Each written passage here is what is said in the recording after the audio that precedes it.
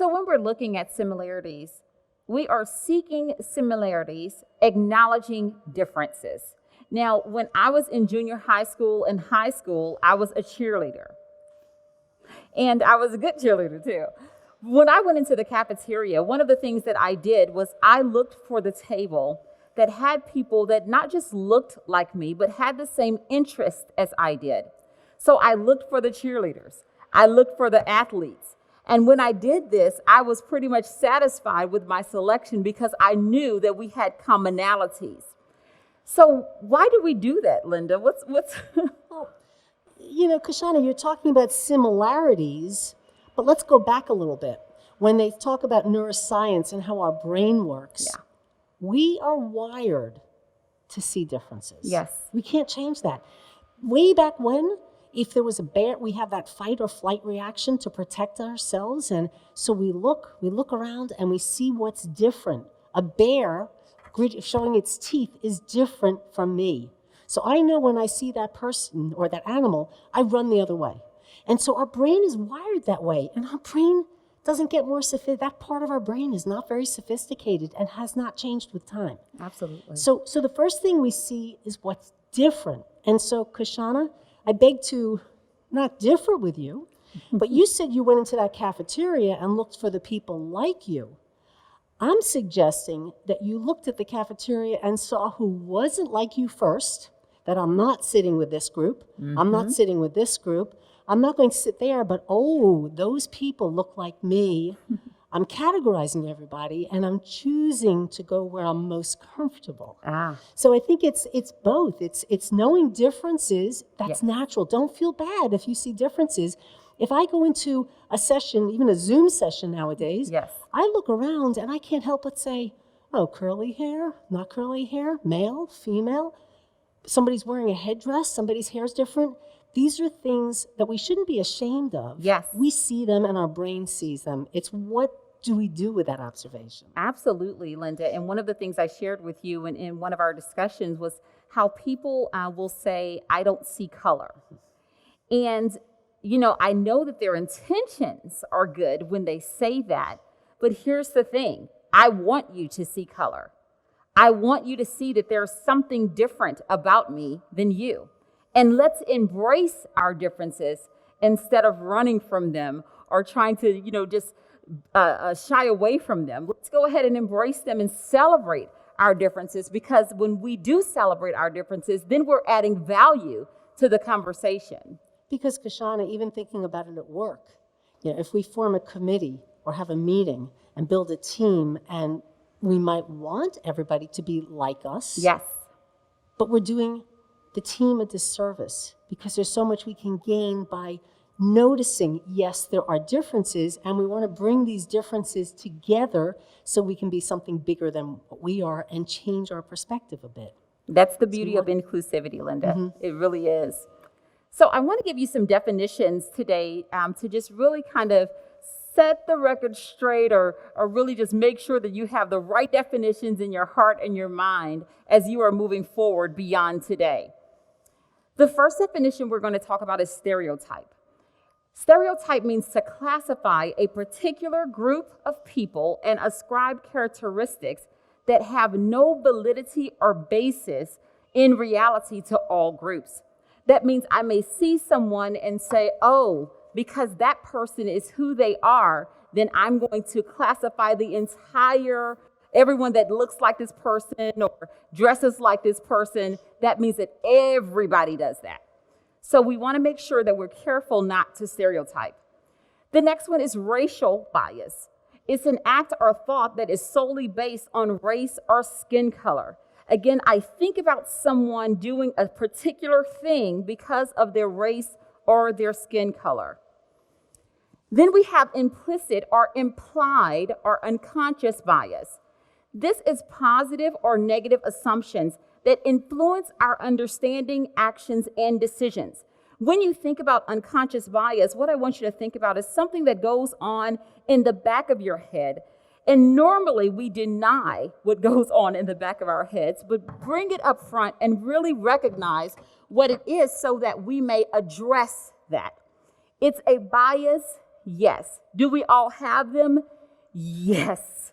And we would love to say, Lynda, that we don't, but the reality is we do. And is it any different from an opinion? Right? That's our bias, but that's Yes. how we feel, and there's nothing wrong unless we're hurting other people by our actions, and then we need to change how we're dealing with that. Absolutely. The next one is preference. To have a special liking for another person or thing over another. Now, I know, again, this is a word that we don't necessarily like, and we will say that we don't really have preferences. But if I ask you if you like Cheetos or Doritos, you have a preference. So they are definitely out there, and we have to be just real with ourselves about that. And this is definitely helping us to become more self-aware. The last one is prejudice. This is a preconceived opinion that is not based on reason or actual experience.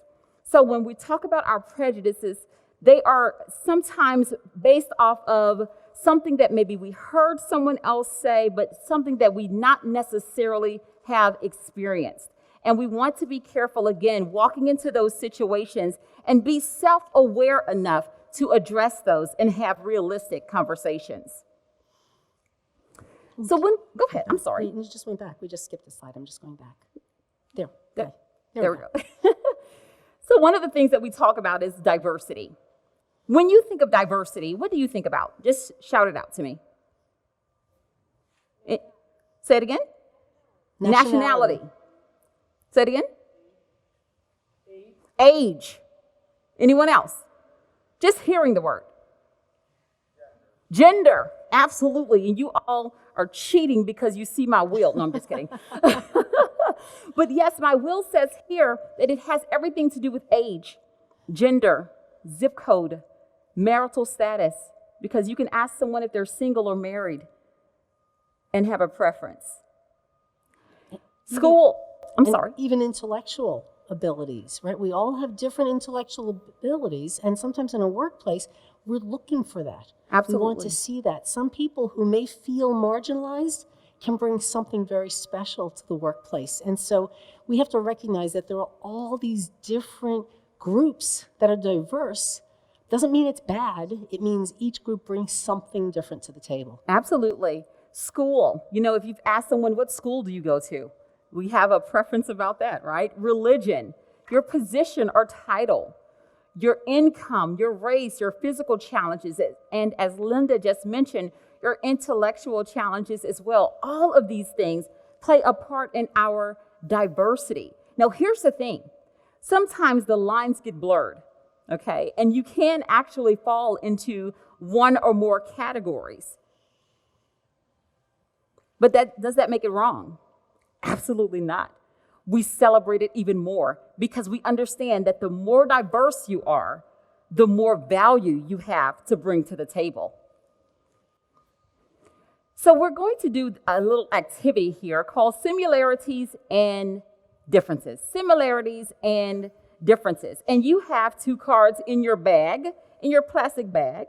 One of them has an R for red, which I think is pink, and the other has a G for green.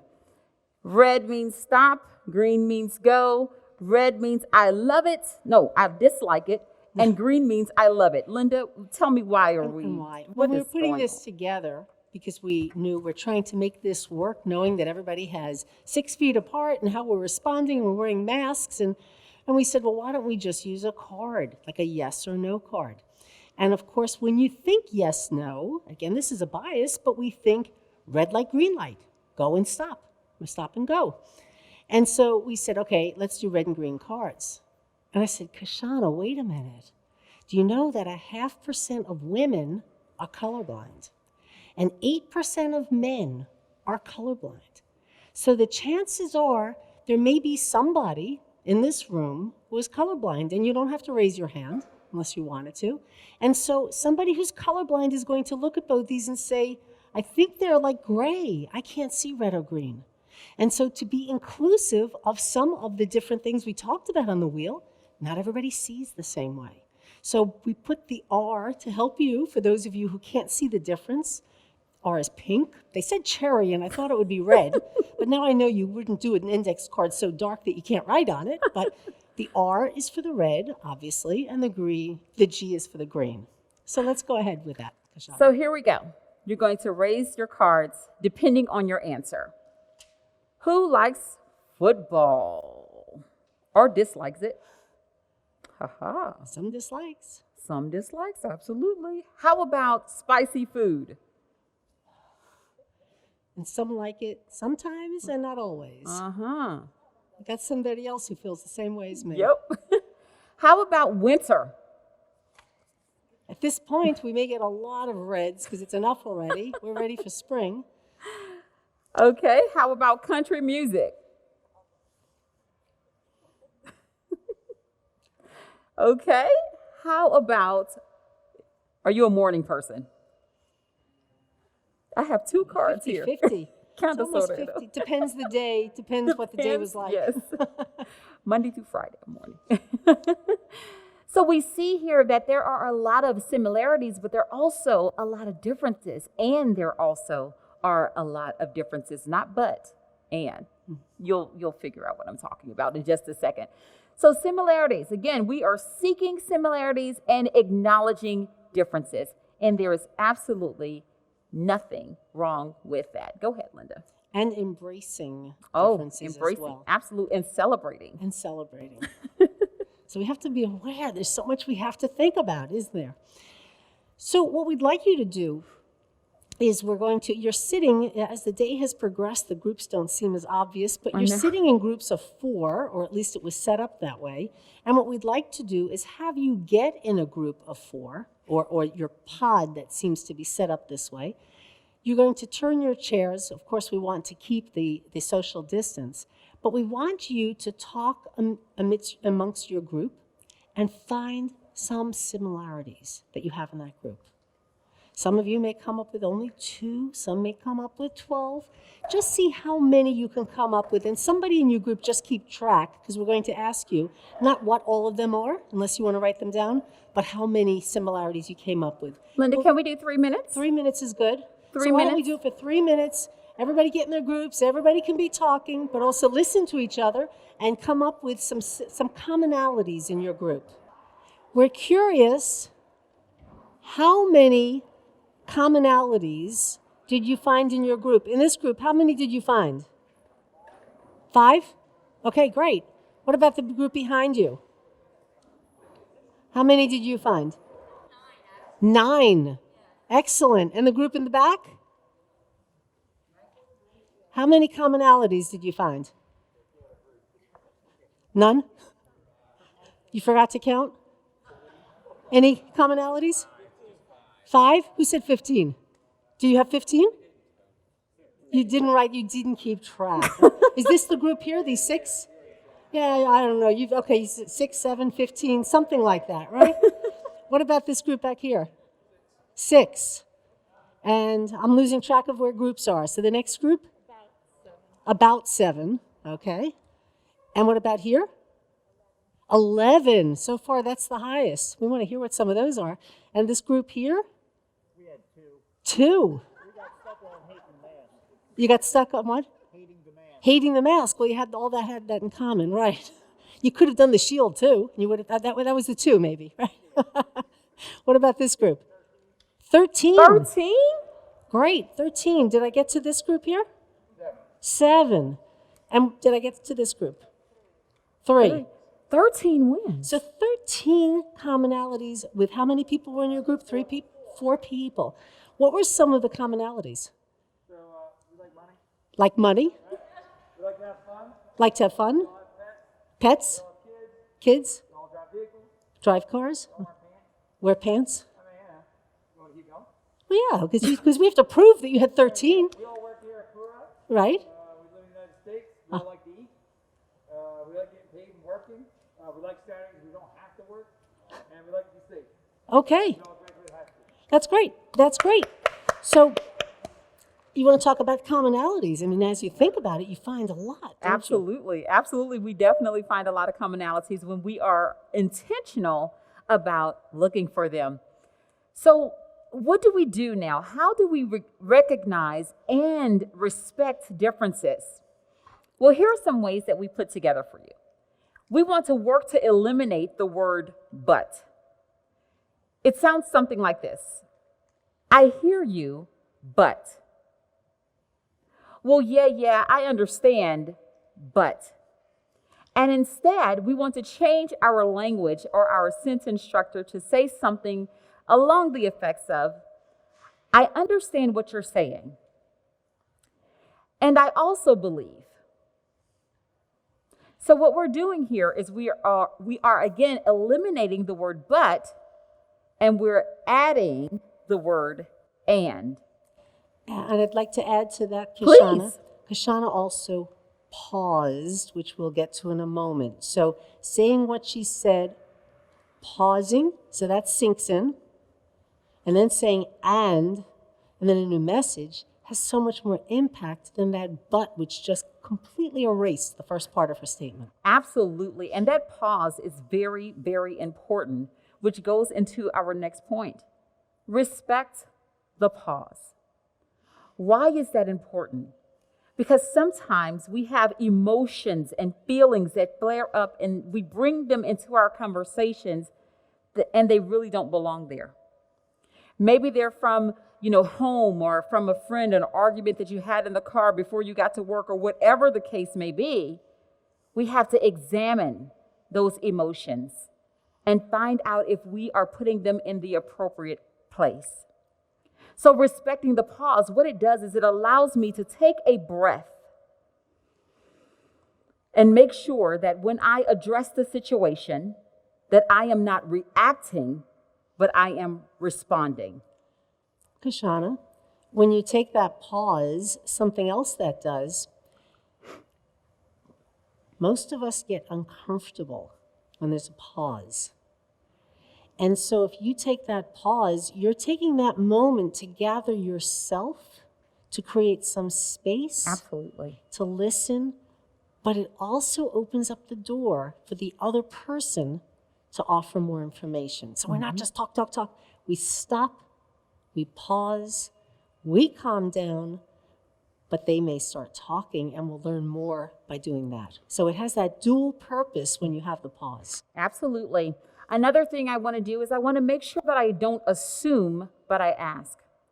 How many times have we jumped to a conclusion without asking the question first? Or I already know what you're going to say. I already know.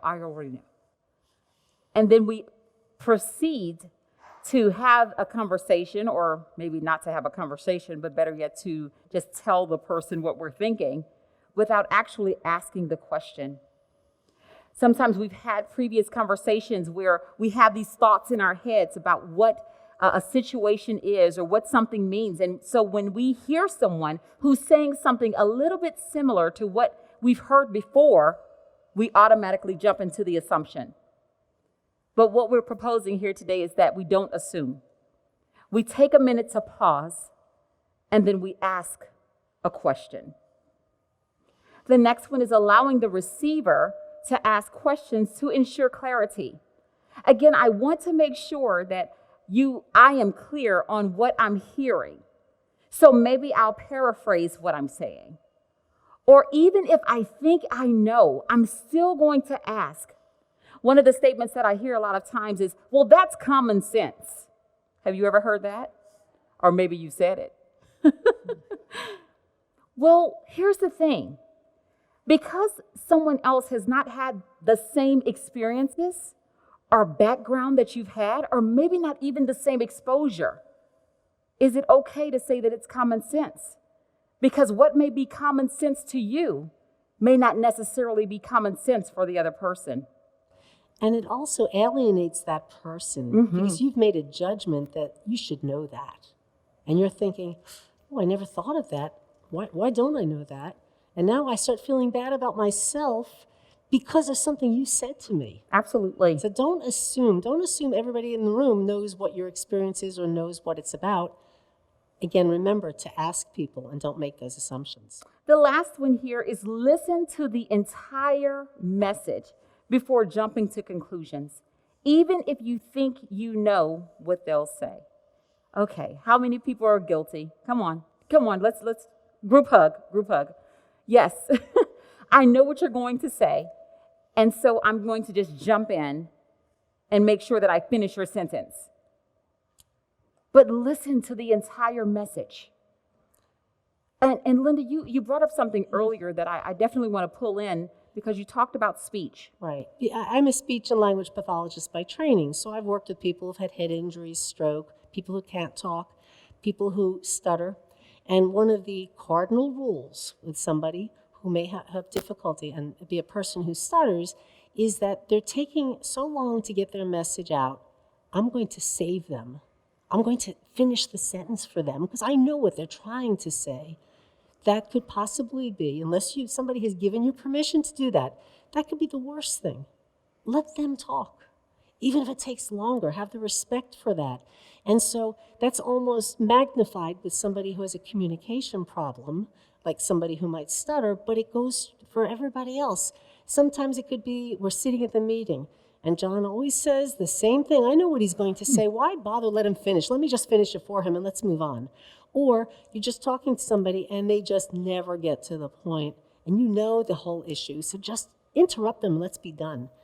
That's not respecting the person. And Lynda, I think what you're also asking is that we have patience along with that and consideration as well. Mm-hmm.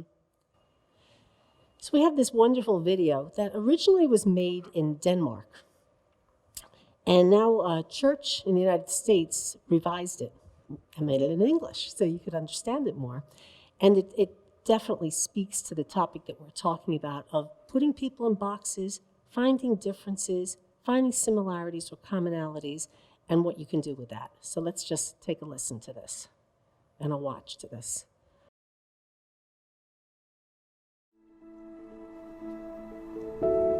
It's so easy to place people in boxes, drawing lines, creating sides. There's us, and there's them. Those we feel comfortable around, and those we don't. There are those of us with many chapters, and those just starting their own stories. There's the well-to-do, and those doing what they can. There are those we share something with, and those we don't seem to share anything with. Welcome, and thank you for coming today, guys. Today I'm going to be conducting an experiment where I'll ask you a series of questions. Now, these questions will be very personal questions, and for us to get a true result, I need you to be completely honest with how you respond. The first question I have is, who in here was the class clown?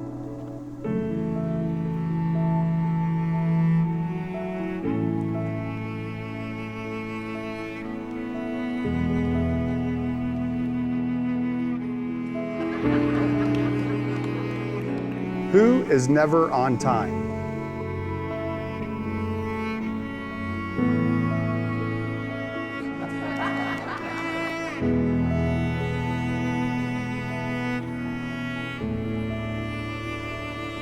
And then there's us, we who have tattoos.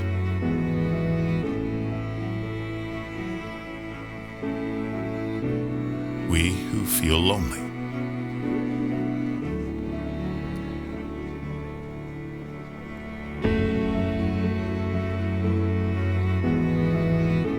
We who have been bullied.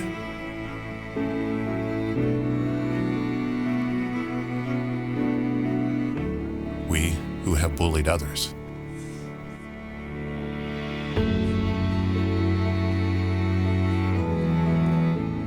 We who are madly in love.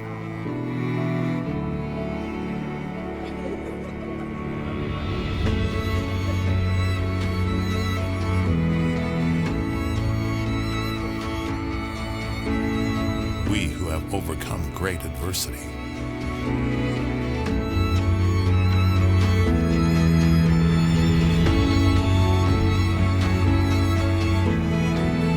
And there's the lucky ones, whose team won the championship this year.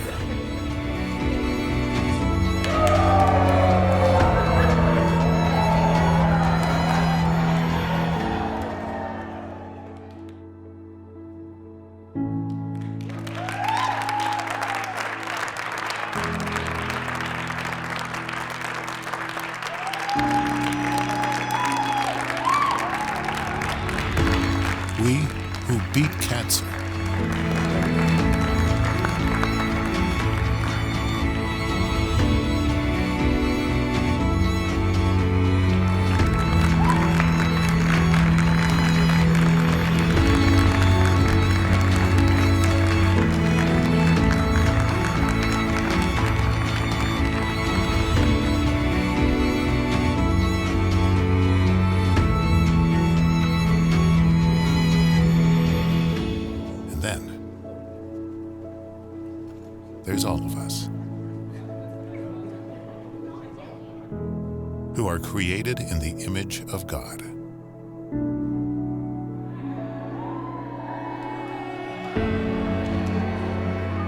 And as one body, we stand together, united as one under His grace. And again, we know there's also a religious piece in there because it's done by a church, which may not align with everybody here, but just the message we felt, and the message we felt was so heartfelt in that we do put people in boxes. And Kashonna, that's not a bad thing, because if, let's say you're dealing with cancer, or you're dealing with a health issue, or you're a divorced single person, there are times we want to be in those boxes to be with people like us, but we don't always want to be identified by that box because we could be in many different boxes, and we should all be together ultimately and bring whatever history we have from our boxes into the greater space. Absolutely, Lynda. I love that video. I think it definitely reminds us that we're in this together. That's what I hear, you know, when I or see when I look at that. What does it mean if we are different? What should I do with this information that you're going to be giving me today? And you're going to be asking yourself a few questions. So we want to be really intentional about bringing your focus in. How do we begin these conversations that you're talking about? Can we acknowledge diversity or our differences and still embrace them? What does it look like when we celebrate our similarities? I heard you say that, Kashonna, earlier, but what does that mean and what does that look like? What can we do to prevent snap, quick judgments?